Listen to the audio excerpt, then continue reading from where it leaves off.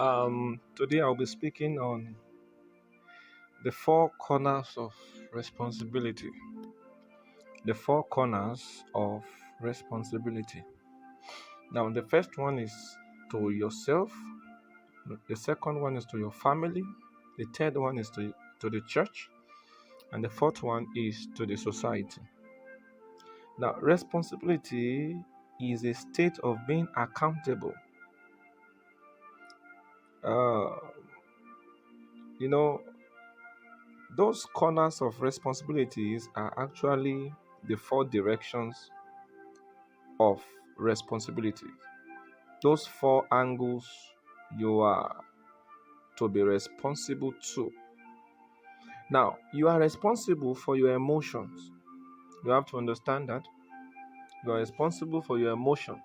So, if you know your emotion is actually leading you in the wrong path, you have the responsibility to tame it.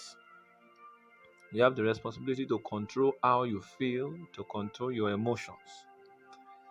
You are responsible for your physical, mental, and spiritual well being. If you are not physically fit, you are responsible. You see, we must begin to take responsibilities so that we will not blame everybody for everything that is happening around us. You are responsible for your mental health. What are the things you are reading? What are the things you spend your time doing? Those things can affect your mental capacity. You are responsible for your spiritual well-being. So if you are not growing spiritually, it's not the devil, it is you. God has given us enough, opportunity to grow, especially in this world that we have technologies. We have a lot of things. You can go online and read Christian articles. You can download Christian videos and audios. You can download Christian books, even in PDF format. You have a lot of things at your disposal. So if you are not growing spiritually, of course, it's your fault. So you have the responsibility to see to your spiritual well-being. You are responsible for taking charge of your life. Nobody will take charge of your life for you. So you are in charge of your life. Before you come in charge, you know, before you take charge of territories, you must understand that you are in charge of your life. So how well you can take charge of your life is what defines how well you can take territories. If you can't take care of yourself, obviously you can't take care of others. Your first responsibility is to yourself. Now, the first responsibility you have for yourself is to ensure that you equip yourself with the knowledge of God. So, you have the responsibility to ensure that you know God, to ensure that you have adequate knowledge of God. God took Samuel from the church to become a prophet of the society. Can you see that? God took Samuel from the church, the house of Eli, to become the prophet of the society. Now, let's look at these four corners of responsibility before I round off this message. The first one is responsibility to yourself, and that I've explained. You need to understand that you are responsible for yourself. If you are not educated, if you are educated, maybe you are even educated, but not to the level you desire to be, don't blame your parents. You are responsible for yourself. We need to start taking responsibilities. The first direction of responsibility is you, which shows that you are responsible for yourself. No matter what is happening around you, don't blame anybody, blame yourself. There is something that you must know to change your current situation. There is something you must do that is potent enough to change your current condition. So if what you are facing is not changing as expected, it will mean that there is something to know that you have not known, and there is something to do that you have not done. Now, the second corner of responsibility is your family. You have a responsibility to your family. And the greatest way to show responsibility in family is simply to be responsible. You must be that kind of person that can show that responsibility.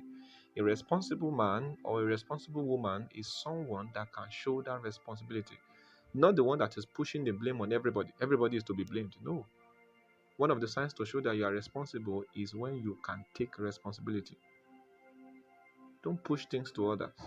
Blame yourself to build yourself. Sometimes if we don't blame ourselves for what is going wrong around us, we may not build ourselves. You are not educated and you are blaming your parents. Of course, they may not send you to school, but as long as you keep blaming them, you may not go far. Blame yourself to build yourself. Most of the people who were not sent to school by parents who sent themselves to school, they did that because they did not blame anybody. They blamed themselves. And because they put the blame on themselves, that gave them the courage, that challenged them to build themselves. When people are not building themselves because they are not blaming themselves, as negative as it looks, but that's the fuel for building yourself. You must see that you are responsible for yourself, whether what you are saying is good or bad. And when you see that you are responsible, that gives you the courage to take charge. So you have responsibility to your family. Don't be an irresponsible son. Everyone you see on the street came from one family. Doesn't matter how great or small they may be, everyone came from a family. So for the fact that you came from a family is a proof that you are responsible to that family. So make sure you do your quota. Let them feel your impact. If you are from there, then your impact should flow there. That's the sign to show that you are responsible. Don't just ignore your family and stand alone as if you fell from the tree. No. Let your family feel your impact. Any impact you make outside that cannot be felt in your family is fake. It means you are just trying to fake what can be real. The third corner for responsibility is the church. If you belong to a denomination, then you have to ensure that your impact is felt there. You don't need to be a pastor with a collar sitting on the altar before you make impact. Even as a church member, you can make impact. There are people in the church that need your assistance. There is something you have that people need. Are you there? And there's something you need that people have. So until you give what you have that people need, you may not get what you need that people have. Let me come again with that point. Until you give what you have that people need, you may not get what you need that people have. Now, the fourth one is the society. The same way we belong to a family, for those going to church, the same way we belong to church, to denominations, we also belong to a society. Where you stay is your society. That place you live currently, that's your society. So, what impact do you have on the society? If God has blessed you, the blessings of God is upon you so that you can bless those who are less privileged. What are you doing to your society? How many people have you blessed? How many people are employed because of you? How many people are surviving daily because of you? These are things that defines impact in the society. There are certain people that they cannot go down because the numbers of people that is praying for them is so you can't imagine it. Imagine a single man that employs thousands of people. Do you think those people will want such a man to die untimely? Do you think those people will want such a man to go down? Of course no, because they know if he goes down, they are also going down. So the more your impact, the more the support you are likely to get from people. Because if on the strength of the good works you are doing, if you are able to feed hundreds of people, those people will add you through their prayer list. Of course, they'll be praying for you because they know if anything bad happens to you, they will feel it. So you must understand that you are responsible for your life. You are responsible for the outcome of your life. Don't blame anybody to take responsibility.